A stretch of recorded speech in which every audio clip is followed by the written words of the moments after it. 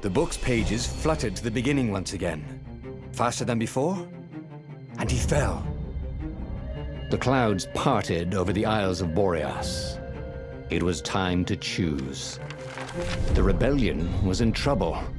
Ravens were scouting for the secret rebel base. They needed a game changer. Pieces of the Sky Ripper had surfaced. Renato knew that using it could go catastrophically wrong, but he was sure he could figure out how to use it safely. Also, a temple had risen out of empty desert. The Emperor had brought the Sky Ripper pieces up out of ancient burial by his obscene rituals. Could this be where the Iblis Stone was hidden? Someone better get it before he does, thought Renato. And also, his old friend Lupino needed rescuing. Of course, Renato had a pretty strong suspicion that Lupino had betrayed the rebellion. But could Renato really leave an old friend to the Ravens?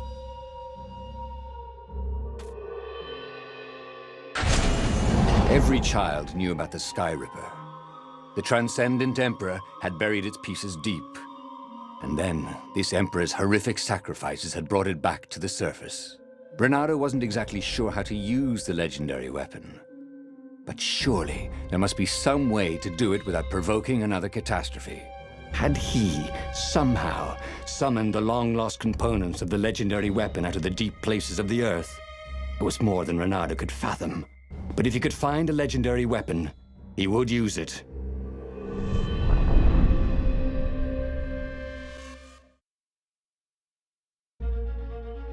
As he set foot on the island, Renato couldn't help feeling a bit curious. Was Lupino still waiting to be rescued? No. He was probably drinking champagne with the ravens. Did ravens drink champagne? Did rabbits? Renato felt oddly thirsty, come to think of it.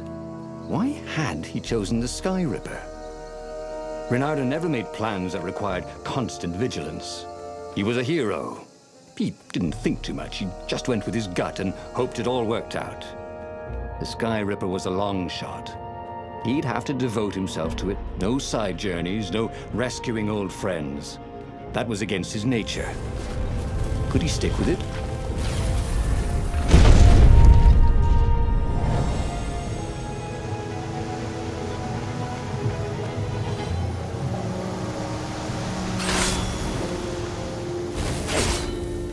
How do you tell if someone's far away or just really small?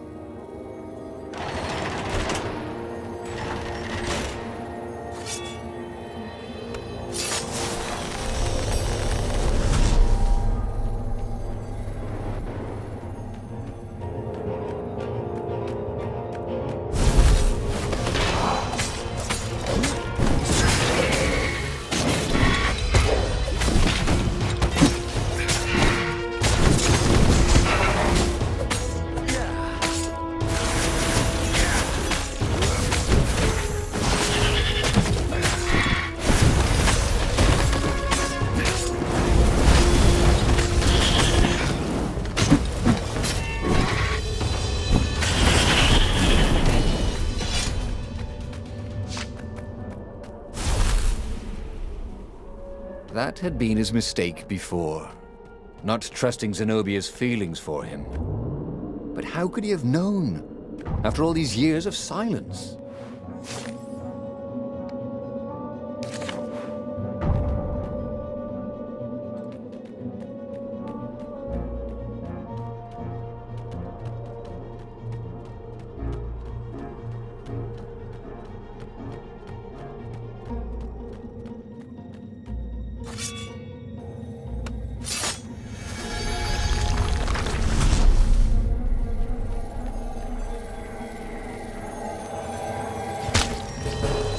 Should have died a pirate, he thought.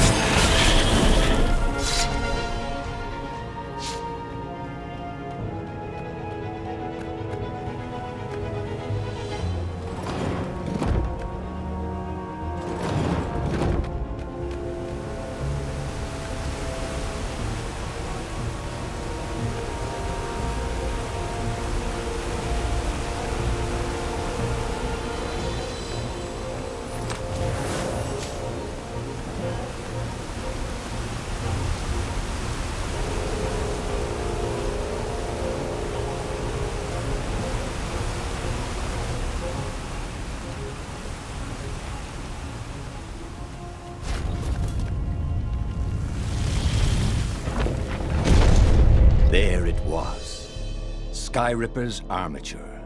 The stuff that dreams are made of. Engineers' dreams, anyway. The device was intricate. No one alive had the skill to make a thing like it. How is it part of a weapon at all? He'd have to ask a scientist. But first, he'd get the second piece. Skyripper had a heart. A core that had come to rest on the next island. Well, there was another island he could reach. Zenobia had just invaded it with her father's Raven battalions. She must be encamped there still.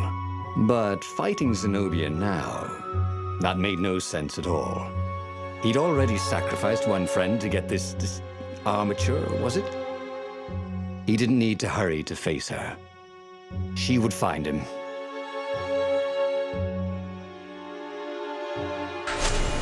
Renato asked himself why he changed course to confront Zenobia. He'd no idea. Sometimes he would just do things, and he could never figure out why he'd done them. Usually, they worked out. After all, he was a hero.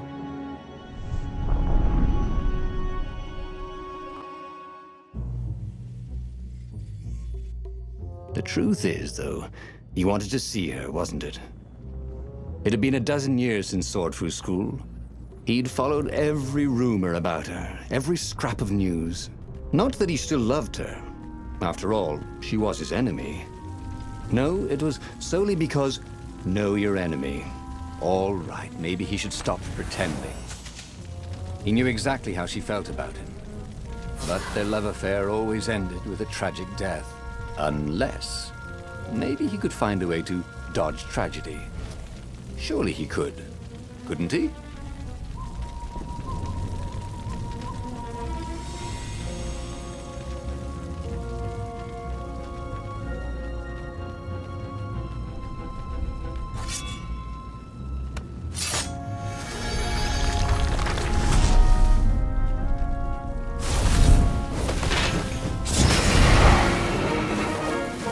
Here, fishy!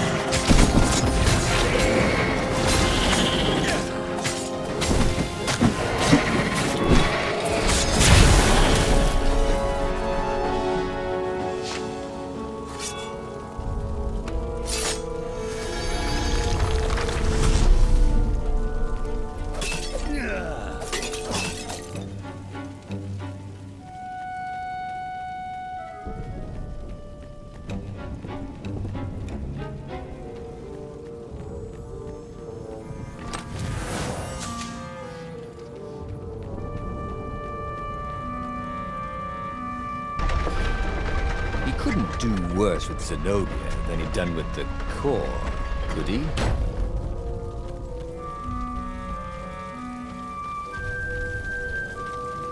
Gogglers. Renato hated gogglers. It was almost impossible to sneak past them. If one didn't spot you, another one would.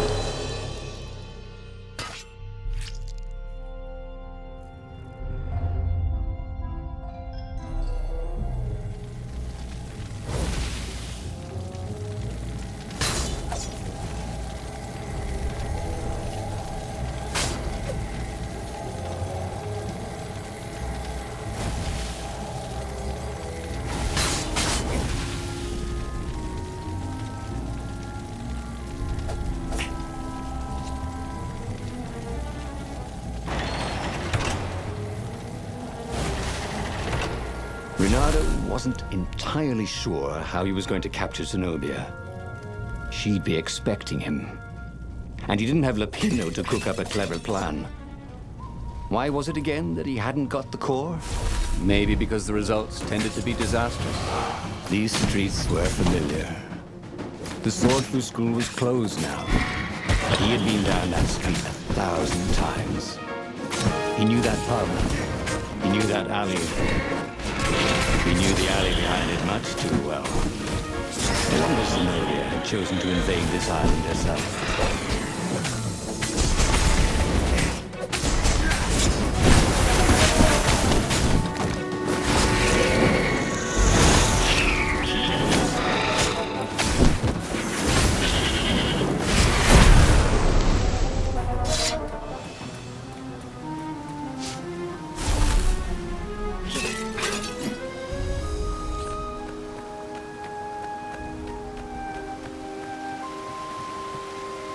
Reynardo slinked through Zenobia's ship, making no sound at all.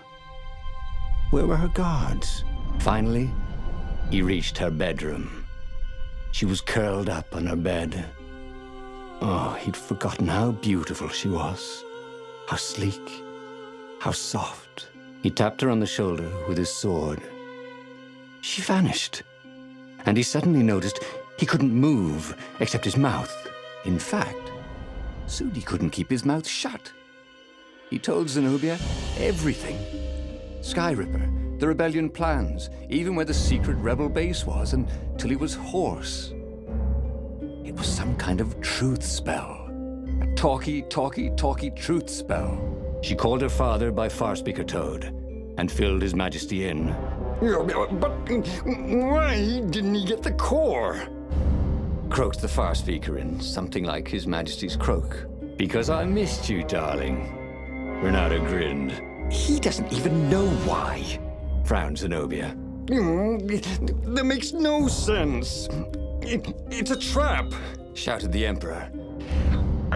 I'll meet you at the outpost, and I'll bring my interrogators.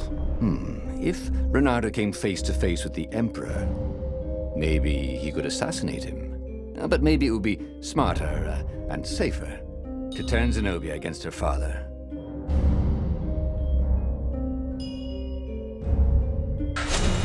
You're lying, she said. Somehow you're lying. The spell hadn't worn off yet. He had to tell the truth. The trick was in making sure she wouldn't believe it. The core is perfectly safe, he said. And he tried his hardest to sound sincere. In fact, I almost went to get it myself. Fine then, interrogators it is, she said angrily. I gave you a chance. The Emperor's interrogators were not especially gentle, even by Weasel standards. Fortunately, Zenobia had locked him in the guest quarters on her ship, and she'd forgotten it had a toilet that, like all skyship toilets, could be vented into the abyss. This was not the sort of slippery fox he wanted to be. But just as they were about to land, he threw the latch, wrinkled his nose, and leapt through the open latrine.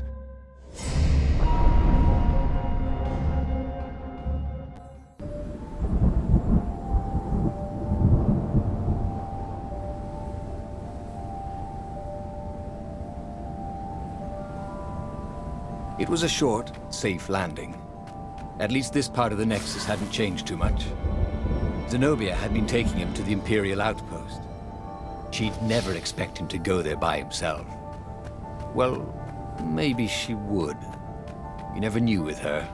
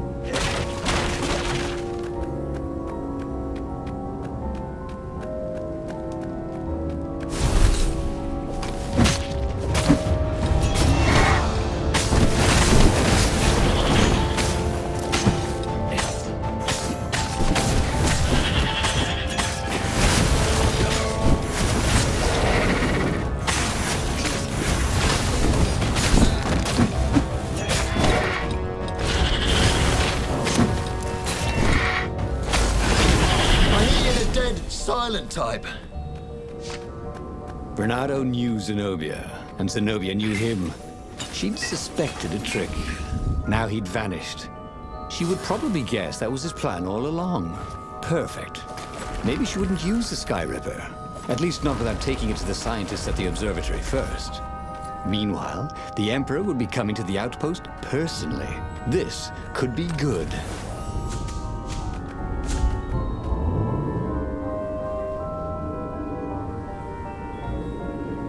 Giving the Emperor all of the rebellion's secrets hadn't been quite the disaster he'd thought. It had drawn the Emperor out of the safety of his fleet. Bernardo could sneak into the outpost, and in a few sword strokes, he could win the war. But the Emperor would be surrounded by his elite guard. Bernardo wondered if there was anything he could say that would confuse the old toad even more.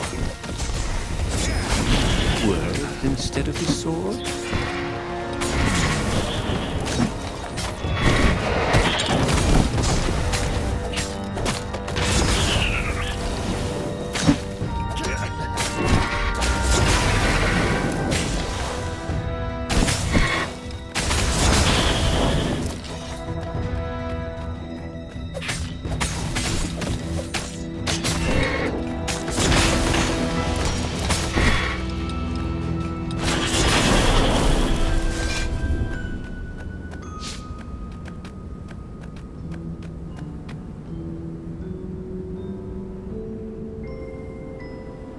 Bernardo was face to face with the Emperor's bodyguard. They looked very tough, but the Emperor held them back. Oh, where's my daughter? And how would I know that? Bernardo grinned at him. She lured me here so that you could kill me, didn't she? Ah, don't be ridiculous, said Bernardo, trying his best to sound convincing. She loves you.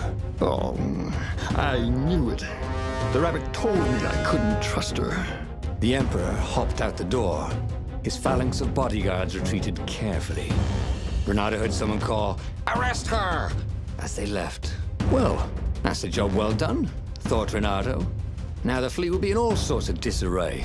But maybe he could find her in the mountains. She always used to go to the mountains to hide from the world. Maybe he could even turn her against her father. Or maybe he could reap the benefits of the chaos he had sown. It was time to report to the Rebel Council, and then launch the attack on a divided and very confused Imperial fleet.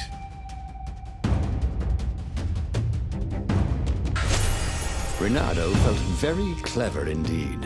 He'd told the Empire nothing but the truth, and now they suspected everything and everyone. So, why are you going to see Zenobia? He asked himself. It's not just a gloat, is it? No, of course not. Now, turning her against her father was good. It was very good. If she would actually join the rebels, that would be spectacular, right? That was definitely what he was doing.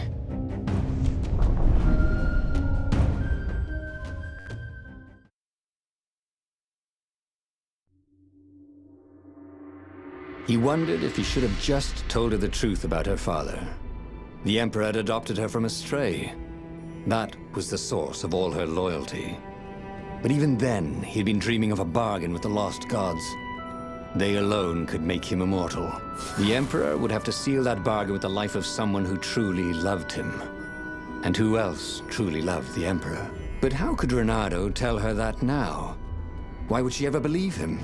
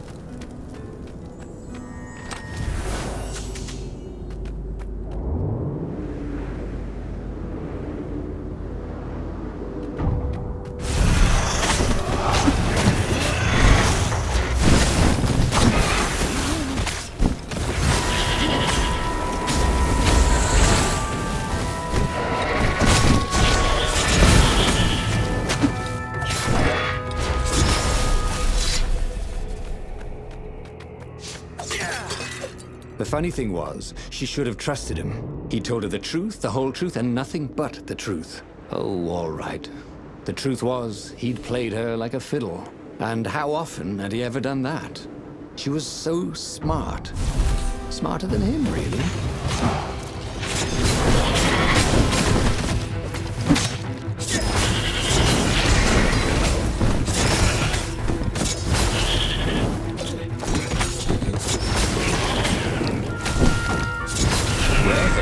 Now you're foxed.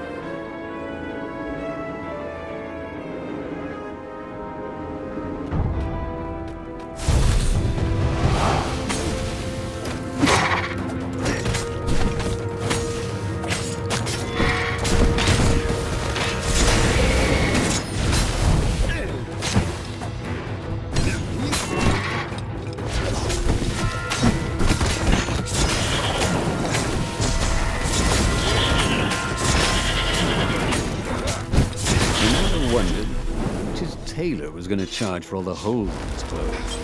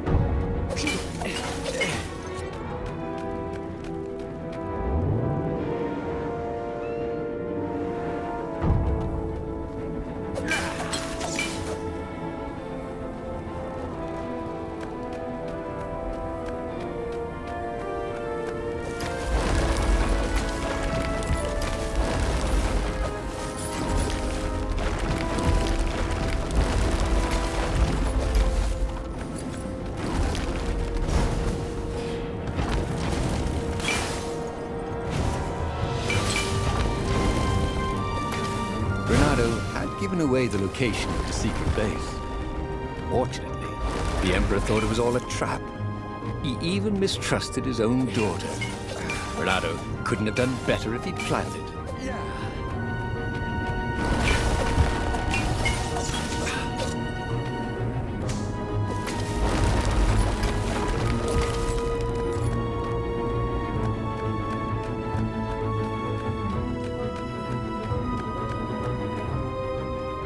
What have you done to me?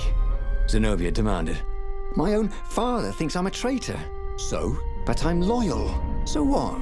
You're a bastard, Renato, she said. Now, you love that about me. You really did want the core, didn't you? And the Iblis stone. Yep, he gloated.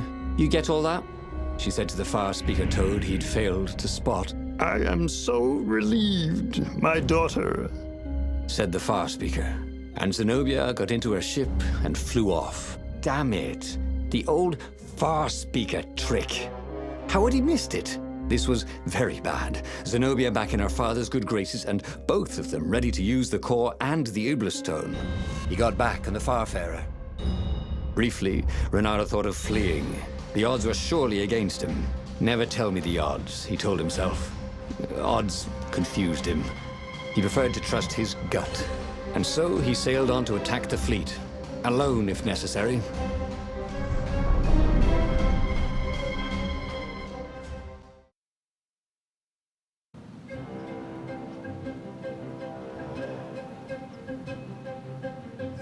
There were not many rebels here, and they were disorganized. The Empire had obviously attacked the secret base. The formerly secret base, whose location Renato had so helpfully pinpointed on a map. There was still time to turn around, wasn't there? But Renato hated turning around. Heroes don't turn around, they just own their screw-ups and turn them into impossible victories. right?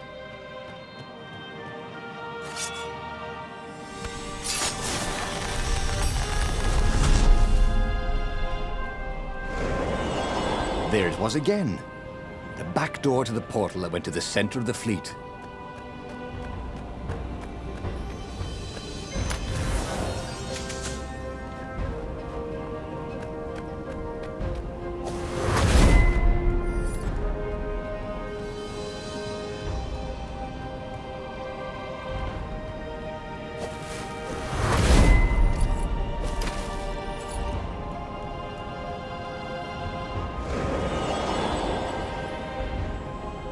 The odd thing was, Bernardo's personal battle was going fairly well. The Ravens immediately in front of him were no quicker or tougher than usual. Where was the power of the core, blasting him off into the abyss? And where was Zenobia? She must be up to something. But whatever it was, it wasn't his problem. Not yet, anyway. It was all going surprisingly well.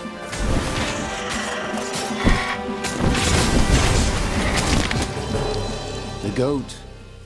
Take the goat across first, Bernardo thought. But it was too late.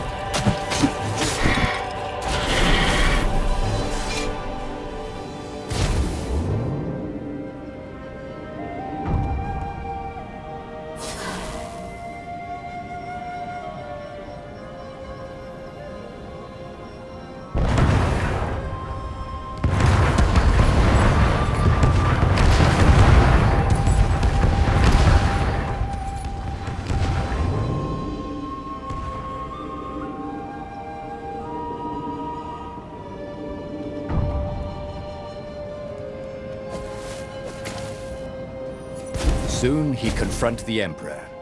Again. This time, he'd make an end of him. He'd screwed up last time, but he had a good feeling about this time.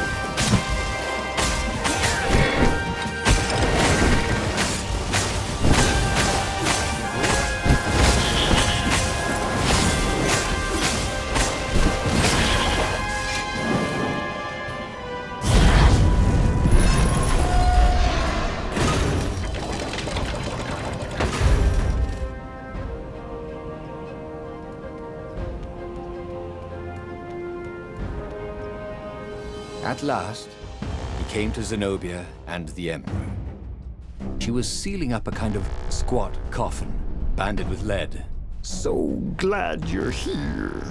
Croaked the Emperor.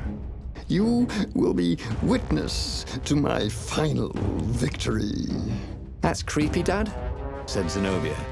But thank you. Because of your shenanigans, we tested the core. It's really unstable. It could have blown us all up. It could, said Renato, a little frustrated that she'd figured it out. Anyway, we already destroyed your secret base, so we don't need a super weapon. We're just going to bury it. Do we, torture you? Or give you a medal?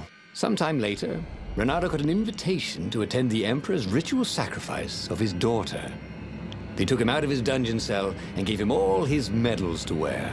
A little while after that, the lost gods returned, and the sun went black, and the Emperor ate his soul. He should go back to some of the choices he'd faced before. Maybe there were new paths that had opened up, like those doors he was opening up all over the map that took him to new treasures and around his enemies. And he hadn't learned anything new this time. He'd done the same thing twice, yet expected a different outcome.